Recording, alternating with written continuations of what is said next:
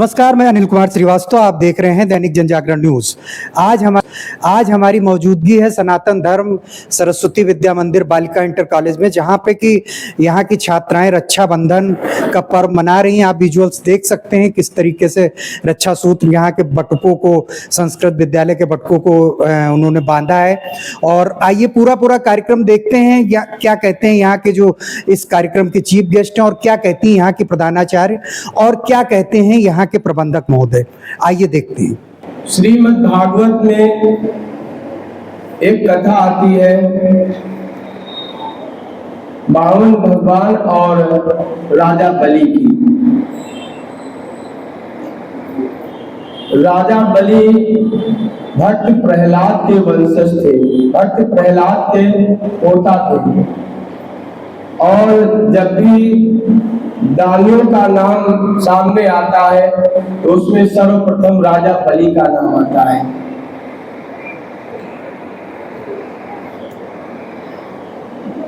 राजा बलि भगवान का भक्त था, लेकिन देवताओं के, क्योंकि उस समय ये था जो 100 यज्ञ कर लेता था वो इंद्रासन का हकदार हो जाता था, और राजा बलि ने 99 यज्ञ पूर्ण कर ली थी। देवताओं को परिश्रम जो है पीड़ित करते, जो है राजा बलि पीड़ित करते थे, इसलिए वहां पर भगवान वामन के रूप में जब उनका अवतार हुआ और भगवान वामन ने छाता लेकर के हाथ में कमंडलू जने उधारण किए हुए वामन रूप में राजा बलि के यहाँ पहुंचे। और राजा बलि ने जब वामन भगवान को वहां पर देखा तो उनको लगा कि कोई बहुत ही बड़ा तेजस्वी जो है बालक आ रहा है, और वहां पर आकर के उन्होंने राजा बलि ने प्रणाम किया। और राजा बलि इतना प्रसन्न हुआ और कहा कि जो तुम मांगना चाहते हो वो हम सब कुछ देने में सक्षम है। संक्षेप में मैं आपको बता रहा हूँ, राजा बलि के सब वामन भगवान ने कहा हमें बहुत ज्यादा कुछ नहीं चाहिए, हमें केवल 3 पग पृथ्वी चाहिए। तो राजा बलि ने कहा आप सोच समझ कर मांगिए, क्योंकि आप राजा बलि के दरबार में आए हैं, और 3 पग में आपको क्या मिलेगा, कुछ और मांगिए। राजा लेकिन वामन भगवान ने कहा नहीं, हमें केवल 3 पग पृथ्वी चाहिए। अब राजा बलि ने कहा ठीक है। राजा बलि ने संकल्प कराया, भगवान ने जो है जब संकल्प हुआ तो उसके बाद उन्होंने अपना विराट रूप धारण किया और एक पग से जो है ऊपर के 7 लोगों को नापा और दूसरे से तीसरा पग जो नापने के लिए नहीं हुआ तो राजा बलि से कहा अब कहां से दोगे। तब राजा बलि ने कहा कि जितना राजा का राज्य पे अधिकार होता है उतना ही महत्व राजा का होता है, इसलिए आप अभी हम शेष हैं, आप हमारे सर पर अपना पैर रखिए और हमारे शरीर को नापिए। तो भगवान वामन भगवान ने जो इस राजा बलि के सर पे अपना जो है पैर रखा तो राजा बलि बड़ा प्रफुल्लित हुआ और भगवान भी बहुत प्रसन्न हुए। और उन्होंने कहा ठीक है, जो तुम मांग, मैं बहुत प्रसन्न हूँ, जो तुम मांगना चाहते हो मांग लो। तो राजा बलि ने कहा भगवान मुझे स्वर्ग नरक में कहीं भी आप भेजें, कोई हमें समस्या नहीं, लेकिन बस ये है जहां मैं रहूं वहां पर आप उस दरवाजे के जो पहरेदार है उस रूप में आप मेरे साथ रहेंगे। भगवान ने कहा तथास्तु। अब पाताल लोक में भगवान जो है राजा बलि की पहरेदारी करने लगे। काफी समय बीत गया। अब लक्ष्मी जी ने सोचा कि आखिर भगवान आ क्यों नहीं रहे। तब देवताओं ने, ब्रह्मा जी ने, आदि देवताओं ने सभी ने कहा कि वो इस समय अपने भक्त के पहरेदारी में लगे हुए थे। और वो इस समय आ भी नहीं सकते।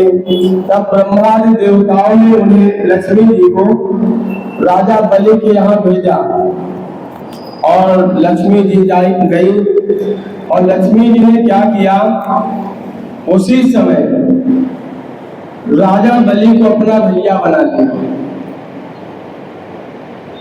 श्लोक आता है कि ये बद्धो बलि राजा दान महाबला। राजा बलि को अपना भैया बना लिया और 3 सूत्र वाली राखी राजा बलि को बांधी और राजा बलि भैया बहुत प्रसन्न हुए, कहा बहन क्या मांगना चाहती हो। तब लक्ष्मी जी ने, क्योंकि ये परंपरा सदियों से चली आ रही है, जब बहन राखी बांधती, तभी से परंपरा है, जब जो है बहन राखी बांधती है तो उपहार में भैया कुछ ना कुछ उसे देती है। तो राजा बलि बहुत प्रसन्न था और लक्ष्मी जी ने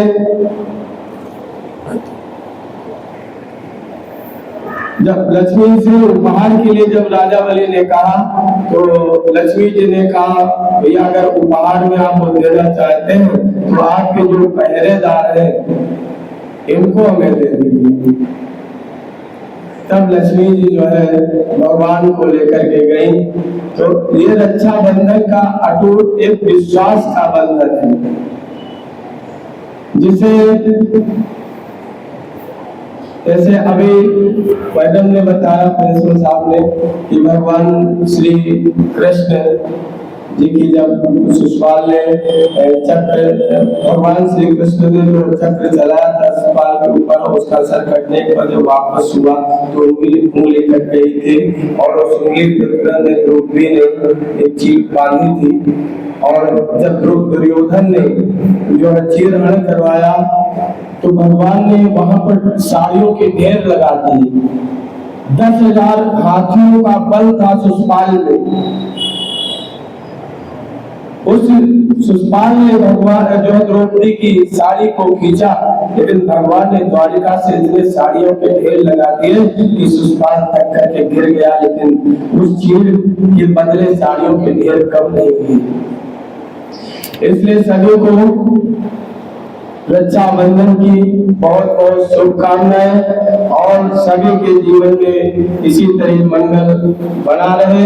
और कल राखी का त्योहार है, सभी बहनें अपने भाइयों को जो है राखी बांधेंगी। इसी के साथ आप सभी को रक्षाबंधन की बहुत बहुत शुभकामनाएं। धन्यवाद। वास्तव में बहुत सारी बातें आज सुनने को मिली जो मुझे भी नहीं जानकारी थी कि क्या कारण है और क्या अवसर पुराणों में इसका उल्लेख है। आप सभी ने यहाँ पर आज के इस परम वंदनीय कार्यक्रम में, रक्षाबंधन के कार्यक्रम में अपनी उपस्थिति दर्ज कराई। आप सभी का बहुत बहुत आभार है। मैं विद्यालय की ओर से, विद्यालय की प्रबंध समिति की ओर से और विद्यालय के टीचर्स की ओर से, प्रिंसिपल की ओर से, सभी की ओर से आप सभी का धन्यवाद ज्ञापन करता हूँ।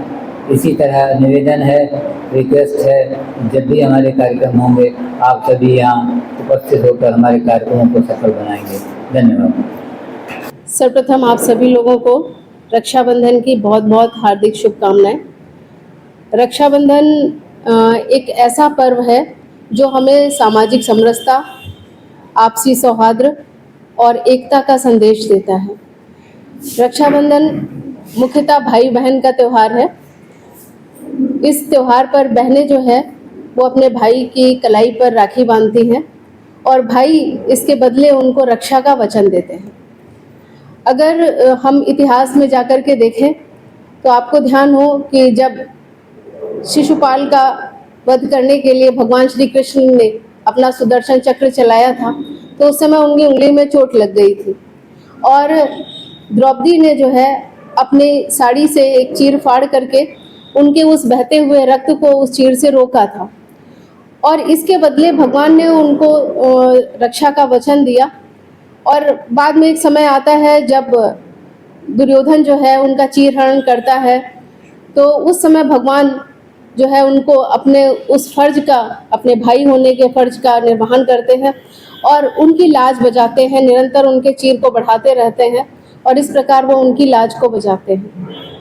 एक और उदाहरण इतिहास में मिलता है, रानी कर्णावती ने हुमायूं को जो है धागा भेजा था जब उन पर संकट आया, और उस समय हुमायूं ने जो है उनको उसके बदले रानी कर्णावती को अपने भाई का फर्ज निभाते हुए उनको सेना भेजी और उनको सहयोग किया। तो इस तरह से इतिहास की दृष्टि से देखें तो इसका ऐतिहासिक महत्व बहुत है। सामाजिक दृष्टि से अगर हम देखें तो हम आपस में जब भाई और बहन के स्नेह को जो है समाज में महत्व देते हैं तो क्या होता है कि हमारी बहनों की सुरक्षा होती है, भाई उसके बदले जो है वो उनको रक्षा का वचन देते हैं और उनकी रक्षा करते हैं। आज समाज में जिस तरह से जो है बढ़ा है, भ्रष्टाचार बढ़ा है, जिस तरह की घटनाएं हो रही हैं, ऐसे समय में ये भावनाएं जो हैं अगर हमारे भाइयों के मन में आए कि हमारी कोई जो बहन है वो हमारी ही बहन है, समाज की कोई बहन है वो हमारी ही बहन है, हम कहीं पर भी जो है अगर किसी बहन की भी रक्षा करते हैं तो कहीं ना कहीं हमारी बहन की भी रक्षा कोई कर रहा होगा। यदि सब भाई ये सोचे तो सभी बहनें सुरक्षित हो सकेंगी समाज में। आज प्रकृति के साथ भी जो है रक्षा का संदेश हम लोग देते हैं। हम लोग पौधों को, वृक्षों को भी राखी बांधते हैं और प्रकृति से हम रक्षा का वचन लेते हैं और प्रकृति को हम रक्षा का वचन देते हैं, क्योंकि प्रकृति तो हमारा बगैर किसी भेदभाव के जो है हमारा वो निरंतर पालन पोषण करती है, हमारी वृद्धि में सहायक होती है, हमारा शारीरिक विकास करती है। लेकिन हम भी जो है अपने विकास की ही लोलुपता में केवल जो है हम पौधों को, वृक्षों को काटते ना रहें और निरंतर हम वृक्षारोपण करें। सरकार की ओर से भी जैसे माँ के नाम पर एक वृक्ष, ऐसे हम जन्मदिन पर भी जो है अपने पौधा लगा सकते हैं। तो पौधा लगाने के लिए तो बहुत अवसर है, तो प्रकृति संरक्षण जो है वो भी इसका एक मुख्य उद्देश्य है। हमारा समाज, हमारा राष्ट्र, हमारे कितने सैनिक भाई जो हैं वो देश की जो सीमा है उसकी सुरक्षा में निरंतर लगे हुए हैं। तो यह रक्षाबंधन का पर्व जो है यह देश की रक्षा के लिए भी जो है हमें संदेश देता है। आज विद्यालय की बहनें जो हैं, केवल विद्यालय में उन्होंने रक्षाबंधन का कार्यक्रम नहीं बनाया है, विद्यालय की 11 टोलियां जो हैं नगर के विभिन्न प्रशासनिक कार्यालयों में गई हैं। जैसे माननीय जिलाधिकारी महोदया को हम लोगों ने रक्षा सूत्र बांध करके अपने कार्यक्रम का शुभारंभ किया। उसके बाद बहनें यहाँ पर कोतवाली सदर में गई हैं, एसपी के कार्यालय में गई हैं, डीआईएस साहब के कार्यालय में, बीएसए साहब के कार्यालय में, हमारे जो सेना के लोग हैं एसएसबी कार्यालय में, वहाँ पर बहनें गई हुई हैं। और इस तरह से विभिन्न 11 स्थानों पर बहनें गई हैं। यहाँ पर संस्कृत विद्यालय चलता है, उसके बटुक भैया भी जो है अपने विद्यालय में आए, बहनों ने उनको भी राखी बांधी, क्योंकि आज वो त्यौहार के अवसर पर अभी यहाँ नगर में हैं, हॉस्टल में हैं और वो जो है अपने घर अभी नहीं जा पाए हैं, तो उनको बहनों की कमी ना लगे तो बहनों ने जो है उनको रक्षा सूत्र बांधा और इस पर्व की बहुत बहुत शुभकामनाएं दी हैं।